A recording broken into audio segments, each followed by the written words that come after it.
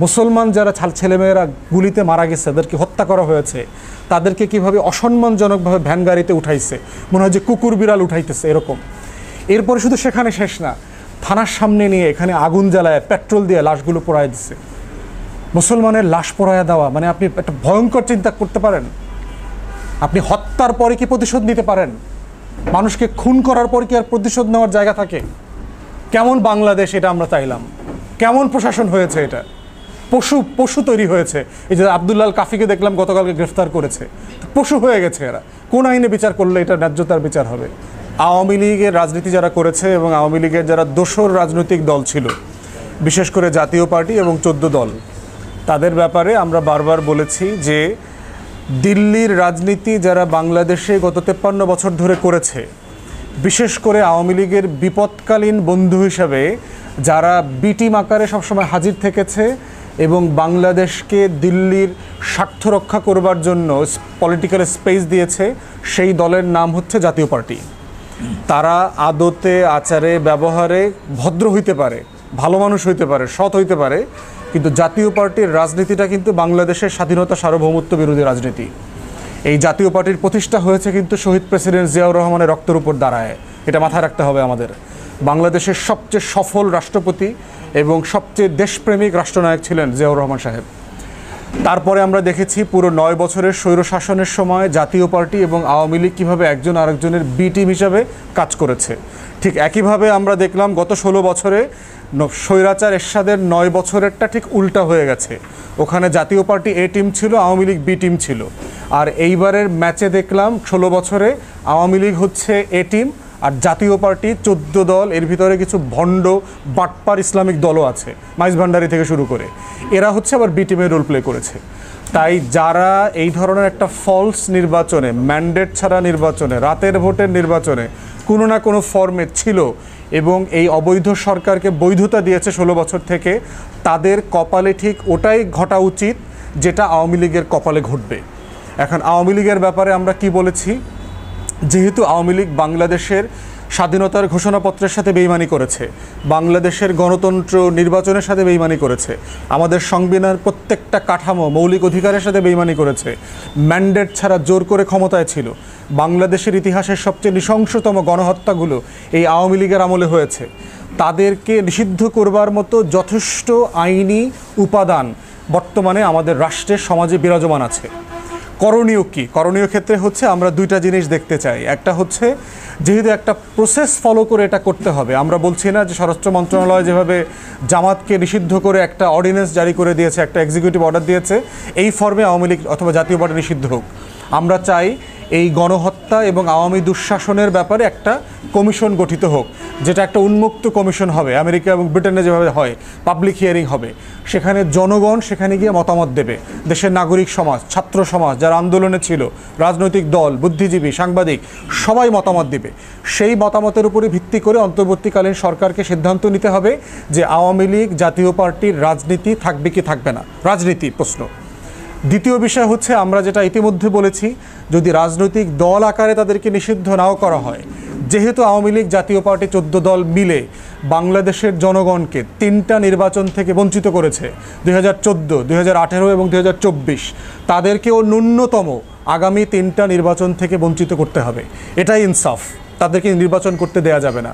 বিশেষ করে যারা এই সকল প্ল্যাটফর্ম থেকে নির্বাচন করেছে, ইনক্লুডিং আওয়ামী ইন্ডিপেন্ডেন্ট দালাল যেগুলো ছিল, ডামি ফেক ক্যান্ডিডেট, যারা নির্বাচন করেছে, পদস্থ ছিল, যারা সোকল্ড এমপি মন্ত্রী হয়েছে, আওয়ামী লীগের বিভিন্ন জায়গার পদস্থ নেতা, তাদেরকে নির্বাচন থেকে নিষিদ্ধ করতে হবে, রাজনীতি থেকে নিষিদ্ধ করতে হবে। থার্ড জায়গাটা হচ্ছে ক্রিমিনাল অফেন্স। আওয়ামী লীগের আমলে যত ফৌজদারি অপরাধ হয়েছে রাজনৈতিক নির্দেশনায়, হাসিনার অর্ডারে, লাশের বদলে লাশ, অথবা ওবায়দুল কাদেরের অর্ডারে, অথবা আওয়ামী লীগের অন্যান্য নেতাদের অর্ডারে, সেগুলোর ফৌজদারি বিচার করতে হবে।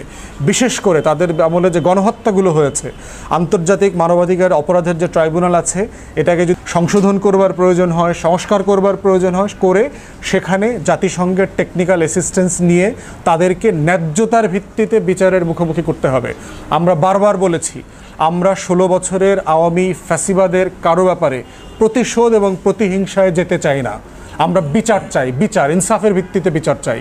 শেখ হাসিনা থেকে শুরু করে প্রত্যেককে, যারা গত 16 বছর বাংলাদেশের মানুষকে বিভিন্ন ফর্মে বঞ্চিত করেছে, তাদের ন্যায্যতার ভিত্তিতে আমরা বিচার চাই। জাতীয় পার্টির নেতারা ইদানিং বলবার চেষ্টা করছে যে আসলে আমরা পারি নাই, চেষ্টা করেছি, পরিস্থিতির শিকার। এগুলো হচ্ছে প্রাইমারি লেভেলের গরু ছাগলের বক্তব্য হইতে পারে। এগুলো মাঠে গিয়ে ভেড়ার পাল আছে না, মহিষের পাল, ওই ভোলার চরে গিয়ে মহিষের পালের সামনে এগুলো বলবেন, বাঙালিরা বলবেন না। এগুলো কে কি করছে না করছে, অনেককেই তো জোর করছে, আমাদেরকে করে নাই, আমাদেরকে টোপ দেয় নাই। আমরা নির্বাচনে গেলে নিবন্ধন দিবে, বস্তা বস্তা টাকা দিবে, আমাদেরকে বলে নাই, যাই নাই তো, নিবন্ধন দেয় নাই তো, সো হোয়াট, কী হয়েছে? নিবন্ধন আমরা আদালত থেকে আনছি, ন্যায্যতার ভিত্তিতে ফাইট করে আনছি। আপনারাও সাংবাদিকরা আমাদের সাথে ছিলেন সেই লড়াইতে। তো সেই জন্য বলছি যে আপনি পারেন নাই, এটা একটা ভুয়া কথা। বেতন, গাড়ি, বাড়ি, সুযোগ সুবিধা, লুটপাট কি করেন নাই আপনারা গত 16 বছর আওয়ামী লীগের ব্যানারে বৈধতা দিয়ে দিয়ে এটা করেছেন। তাই আমাদের বক্তব্য খুব পরিষ্কার যে আপনাদের দায় আওয়ামী লীগের দায়ের সমান। আওয়ামী লীগের কপালে যা যা ঘটবে, ঘটা উচিত, আপনাদের কপালে তাই তাই ঘটা উচিত, ন্যায্যতার ভিত্তিতে। বিচারের ব্যাপারে আমরা দেখতে পাচ্ছি যে অনেকগুলো ক্রাইম হচ্ছে, কিন্তু আওয়ামী লীগের নেতাদেরকে যাদেরকে গ্রেফতার করা হচ্ছে তাদেরকে খুবই দুর্বল এবং সাজানো মামলা দেয়া হচ্ছে বলে মনে হচ্ছে। খুনের মামলা দেয়া হচ্ছে, সালমান এফ রহমান, আনিসুল হক, টুকু, পলক, এরা কি কেউ খুন করেছে প্রমাণ করা যাবে? আপনি ওবায়দুল কাদেরকে খুনের আসামি হিসাবে নিতে পারবেন, হাসান মাহমুদকে নিতে পারবেন, মাহবুবুল আলম হানিফকে নিতে পারবেন, নানককে নিতে পারবেন, মির্জা আজমকে নিতে পারবেন। সালমান এফ রহমান, দীপু মনির বিরুদ্ধে আপনি খুনের মামলা কিভাবে করবেন? প্র্যাকটিক্যাল না তো। এই জন্য আমরা বলছি যে এই মামলার নাটক যেটা আমরা গত 16 বছরে দেখেছি, যে প্রায় 1,32,000 মিথ্যা রাজনৈতিক মামলা হয়েছে, প্রায় 52 লক্ষ রাজনৈতিক নেতাকর্মী, বিএনপি, জামাত, শিবির, ছাত্রদল, যুবদল, হেফাজতের লোকদেরকে আপনারা বিড়ম্বনার শিকার করেছেন, ঘরছাড়া করেছেন। এই ধরনের মিথ্যা মামলা আমরা দেখতে চাই না। এই ধরনের মিথ্যা মামলার ভবিষ্যৎ কি দেখেন? আজকে দিনে দিনে সব মামলা শেষ হয়ে যাচ্ছে না? আদালত থেকে প্রশাসনিক অর্ডারে জেলখানা থেকে বের হয়ে আসতেছে না? আপনারা কি সেটা চাচ্ছেন? কয়দিন পর একটা এক্সিকিউটিভ অর্ডার দিয়ে যাদেরকে অন্তর্বর্তীকালীন সরকারের সময় গ্রেফতার করা হয়েছে তাদের সবাইকে আপনি বের করে দেবেন, মাফ করে দিলেন, ভুয়া মামলা, প্রমাণ নাই। এটা তো আমরা চাই না। আমরা এই জন্য চাচ্ছি প্রশাসনিকভাবে খুব সিরিয়াসলি তদন্ত করে ন্যায্যতার ভিত্তিতে রাইট বিচারটা করা দরকার। যে যেটার জন্য যোগ্য, যে যেটার আসামি, তাকে সেটার আসামি করা দরকার। প্রশাসনে এখনও শৃঙ্খলা ফিরে আসে নাই। সাভারে দেখেন কি হয়েছে, কীরকম ন্যাক্কারজনক নৃশংস ঘটনা, বিভৎস ঘটনা আমরা দেখলাম। 6টা লাশ, কতটা মানুষ, পশু পাখি মারা গেলেও এতটা অভদ্রভাবে লাশ হ্যান্ডেল করে না। আপনারা জানেন যে আমরা ইসলাম ধর্ম মোতাবেক আমরা লাশকে কি পরিমাণ সম্মান করি। কোনো ধর্মে লাশকে এত সম্মান করে দাফন করবার কালচার নাই। মুসলমানের দেশে এই ধরনের মুসলমান নামধারী অপরাধীরা, মুসলমান যারা ছেলেমেয়েরা গুলিতে মারা গেছে, তাদেরকে হত্যা করা হয়েছে, তাদেরকে কিভাবে অসম্মানজনকভাবে ভ্যান গাড়িতে উঠাইছে, মনে হয় যে কুকুর বিড়াল উঠাইতেছে এরকম। এরপরে শুধু সেখানে শেষ না, থানার সামনে নিয়ে এখানে আগুন জ্বালায়, পেট্রোল দিয়ে লাশগুলো পোড়ায় দিচ্ছে। মুসলমানের লাশ পোড়ায়া দেওয়া আপনি একটা ভয়ঙ্কর চিন্তা করতে পারেন? আপনি হত্যার পরে কি প্রতিশোধ নিতে পারেন? মানুষকে খুন করার পর কি আর প্রতিশোধ নেওয়ার জায়গা থাকে? কেমন বাংলাদেশ এটা আমরা চাইলাম? কেমন প্রশাসন হয়েছে এটা? পশু তৈরি হয়েছে। এই যে আব্দুল্লাহ কাফিকে দেখলাম গতকালকে গ্রেফতার করেছে, পশু হয়ে গেছে এরা।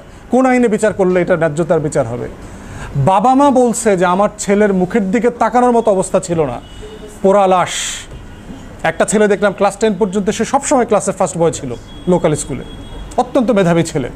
তার বাবা মা দেখাচ্ছে যে কী পরিমাণ ট্রফি তাদের বাসার ওয়ার্ড্রপে ভরা, এই পুরস্কার, এই পুরস্কার, এই পুরস্কার, সেই পুরস্কার নিয়ে আসছে। কত অমানবিকভাবে একটা মানুষের লাশ পোড়ায় মেরে ফেলছে, কারো কোনো চেহারা আইডেন্টিফিকেশন নাই। সেখানে আমরা দেখলাম পুলিশের বিরুদ্ধে কোনো ইনভেস্টিগেশন নাই, কোনো তদন্ত নাই, কাউকে গ্রেফতার করা হচ্ছে না, গ্রেফতার করলেও হাজির করা হচ্ছে না। হারুনকে গ্রেফতার করা হয়েছে, হয় নাই। ভালোভাবে প্রডিউস করা হয়েছে, হয় নাই। সিনিয়র যত ক্রিমিনাল, এই দেখলাম এসবির দায়িত্ব ছিল মনিরুল আলম, 25 কোটি টাকার লেনদেনের ঘটনা দেখলাম। আমরা ভিতরে খোঁজখবর নিয়ে দেখলাম 3 ডিআইজি মিলে টাকা আসলেই তারা লুটপাট করেছে। যেই টাকা হাসিনার কাছ থেকে আনছিল মনিরুল, এই সমন্বয়কদেরকে টাকা দিয়ে আন্দোলনটা খায়া ফেলবে, পরে সেই টাকা সমন্বয়কদের পকেটে যায় নাই। ডিবি হারুন, এসবি মনির মিলা, আরও 2-3টা ডিআইজি আছে ক্রিমিনাল, করাপ্ট, এবং এই 3টা এখনও চাকরিতে আছে। তারা সবাই মিলে লুটপাট করে টাকা ভাগযোগ করে খেয়ে ফেলছে। আমরা চাই এগুলো সুষ্ঠু ইনভেস্টিগেশন হোক, তদন্ত হোক, যারা দায়ী তাদের বিচারের মুখোমুখি করা দরকার। মিথ্যা মামলা, হেনস্থা করা, যাচ্ছে তাই কাজ করবার মধ্য দিয়ে কাউকে প্রতিহিংসার শিকার করাইলে দিন শেষে তারা সবাই পিছনের দরজা দিয়ে বের হয়ে যাবে বলে আমরা আশঙ্কা করছি, এবং এটা হইতে দেয়া যাবে না, কোনোভাবে হইতে দেওয়া যাবে না। প্রশাসনে দেখতে পাচ্ছি আমরা এখনও শৃঙ্খলা ফিরে আসে নাই। স্বরাষ্ট্র মন্ত্রণালয়ে যিনি উপদেষ্টা আছেন তিনি পাবলিকলি কোনো দায়িত্ব নিচ্ছেন না। বিভিন্ন থানাতে ওসি নাই, কনস্টেবল নাই, রাস্তাঘাটে ট্রাফিক দেখতে পাচ্ছি না। এরা কোথায়? শাখাওয়াত সাহেব দায়িত্ব থাকা অবস্থায় বললেন যে এক বৃহস্পতিবারের কথা বলছেন, সেই বৃহস্পতিবারের পরে তারও 3 বৃহস্পতিবার চলে গেছে। তো দায়িত্ব নিচ্ছেন না কেন? লোক যদি জয়েন করতে না চান 24 ঘন্টার ভিতরে রিক্রুট করে আপনি লোক করেন। সেনা সদস্য, রিটায়ার্ড রিজার্ভ ফোর্স আছে আমাদের বাংলাদেশের প্রায় 60,000 যারা ট্রেন্ড সোলজার। আপনি তাদেরকে এর জন্য রিকল করেন, তারা শপথ মোতাবেক আসতে বাধ্য। রাষ্ট্রের দায়িত্বে তাদের শপথ আছে সেনা সদস্যদের, তাদেরকে আপনি থানায় রিকল করেন, রিকল করে প্রত্যেকটা থানায় ডিপ্লয় করে দেন।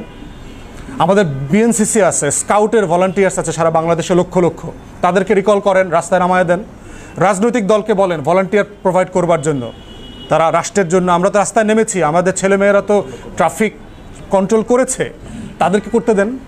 কিন্তু আপনি দায়িত্ব নিচ্ছেন না, ম্যানেজ করতে পারছেন না, বিকল্প সরবরাহ করছেন না, দেশের মানুষকে একটা অন্ধকারে রেখে দিয়েছেন। এই ধরনের উদ্ভট, অপদার্থ, অযোগ্য উপদেষ্টা দিয়ে আমরা কি করব? এই ধরনের উপদেষ্টারাই তো অন্তর্বর্তীকালীন সরকারকে ডুবাই দিবে, এবং তার কোনো ভিশন দেখতে পাচ্ছি না যে সে কী করবে।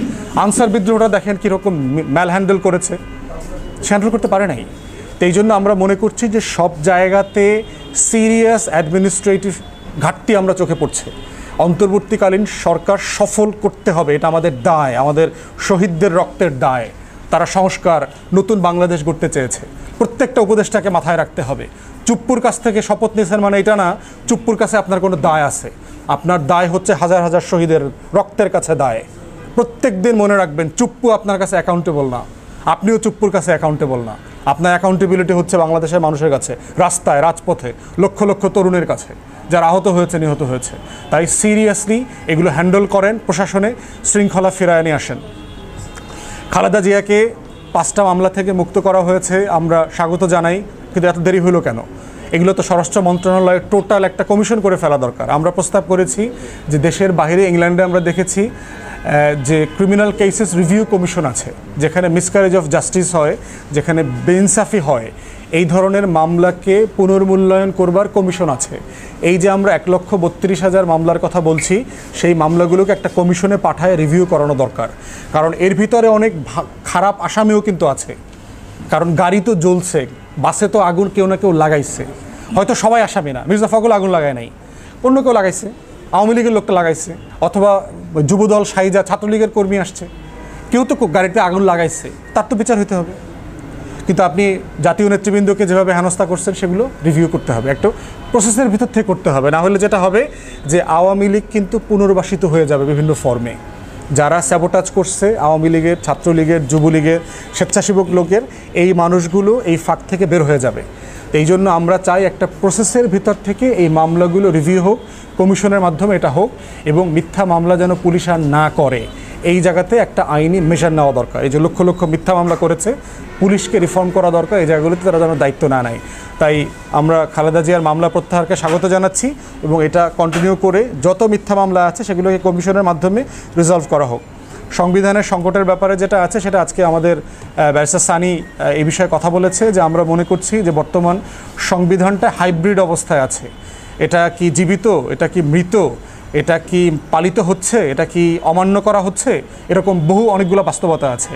3 দিন যেহেতু দেশে কোনো সরকারই ছিল না 5 থেকে 8 তারিখ পর্যন্ত, এরপর হচ্ছে অন্তর্বর্তীকালীন সরকারের স্ট্যাটাস কি।